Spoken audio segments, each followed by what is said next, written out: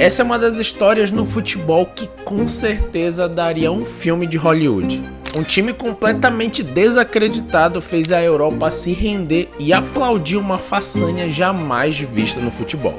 No vídeo de hoje você vai conhecer a fantástica história do Malby e como ele se tornou um exemplo de superação em um dos campeonatos mais difíceis do mundo.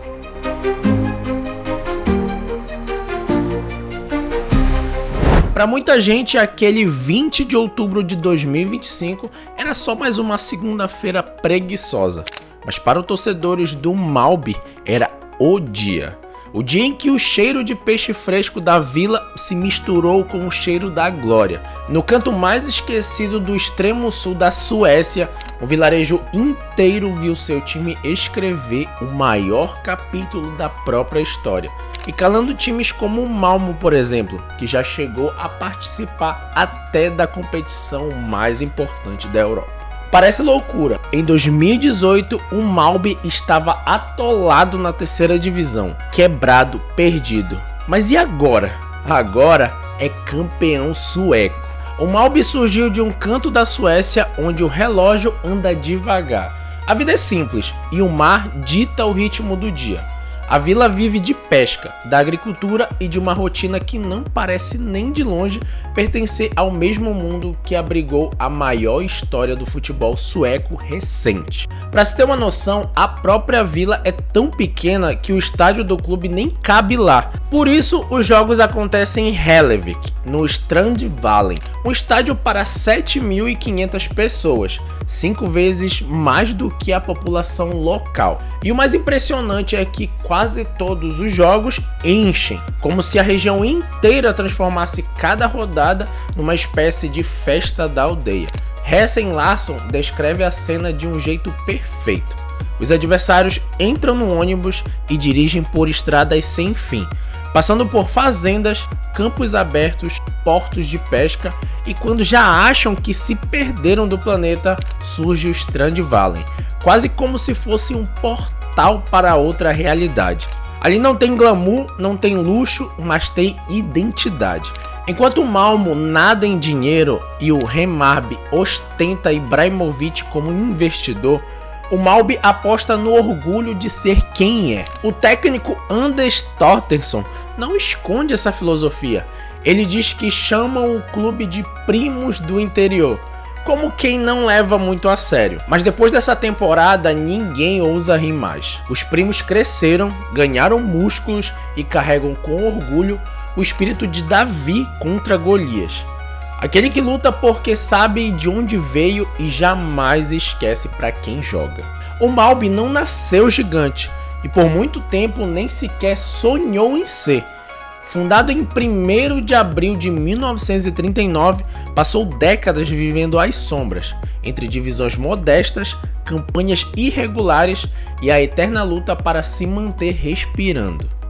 O cenário piorou de vez em 2016, quando o clube caiu para a terceira divisão e mergulhou numa crise financeira que parecia irreversível. O primeiro capítulo da virada começou com Hessen Larsson, ex-jogador dos anos 80 e agora ex-treinador. Aos 53 anos ele voltou ao clube para assumir o cargo de diretor esportivo, sem salário porque não havia dinheiro para pagar.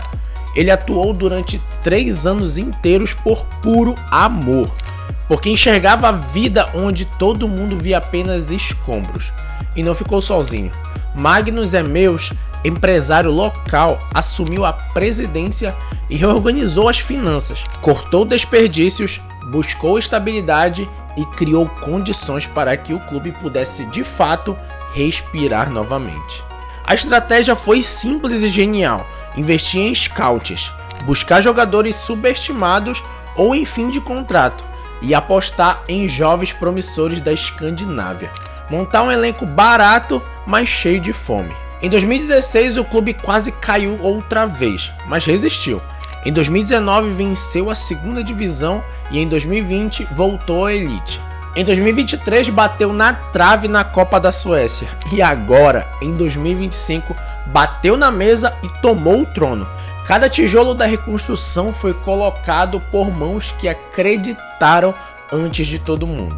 E é por isso o título tem um brilho que nenhum dinheiro pode comprar. No centro dessa história existe um personagem que poderia muito bem resumir o espírito do Malby: Anders Thorstensson.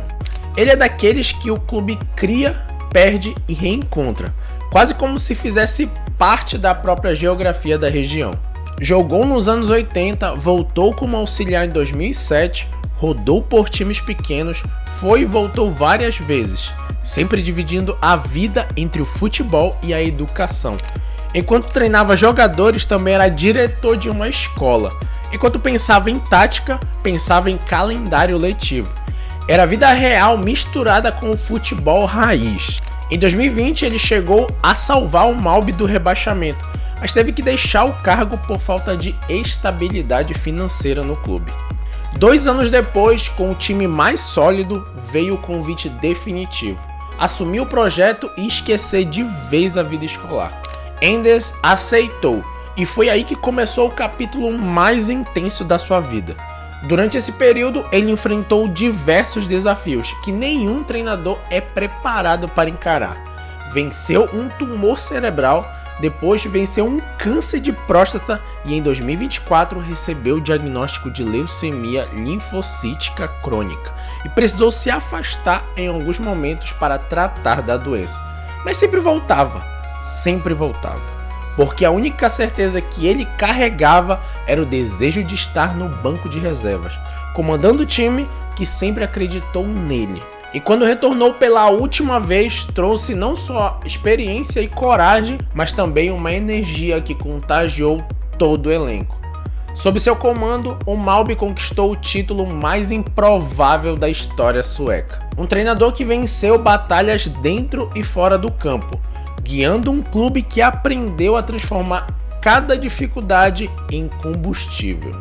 Na cidade de Hällevik, na Suécia, com seus pouco mais de 1.500 moradores, virou um vulcão em erupção quando o apito final confirmou o que parecia completamente impossível. Até para os mais otimistas, o Malby era campeão sueco.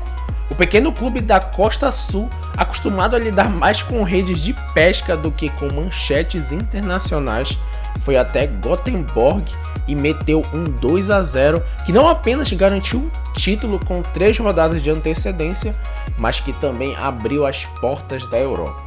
Pela primeira vez na história, o Malby se classificava para a fase preliminar da Liga dos Campeões.